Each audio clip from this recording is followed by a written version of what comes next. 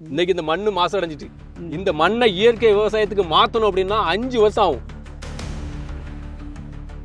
நம்மளோட இயற்கை விவசாயங்கள் நடந்துகிட்டு இருந்த இந்த விவசாய பூமியெல்லாம் வந்து மாற்றி ரசாயனமயமாக மாற்றிட்டாங்க. ஆனால் இனி நீ திரும்ப இயற்கைக்கு வாங்கன்னு சொல்லும்போது நம்மளை கிறுக்கனாகனமே தெரியுதா?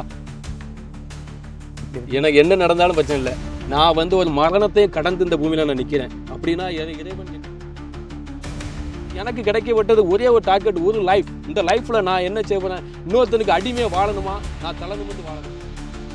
நல்ல நினைவுக்கு நாளை எத்தனை ஆனாலும் பொல்லாப்பு வராமல் பூமி மீது வாழ்ந்து கொண்டே இருப்பார்கள். அப்போ கூட அந்த அப்படின்னு பல கொலைகள் எல்லாம் எடுத்து போட்டு நான் பண்ணினேன். ஆனால் என்னாச்சுன்னா பயிர் அப்படியே நின்று போய் இப்படி வாயை பார்த்து நின்றுது. திரும்ப ரசாயனத்தை போட்ட உடனே தலை தூக்கி வந்துச்சு. இந்த கஷ்ட வலி வேதனைகள் துன்பங்கள் துயரங்கள் எல்லா மனுஷ மக்களோட நிலைப்பாடில் இருந்து உணர்ந்து தெளிஞ்ச ஒரு ஆளுக்கு தலைவனாக இருந்தால் கண்டிப்பாக இது சாத்தியமாகும்.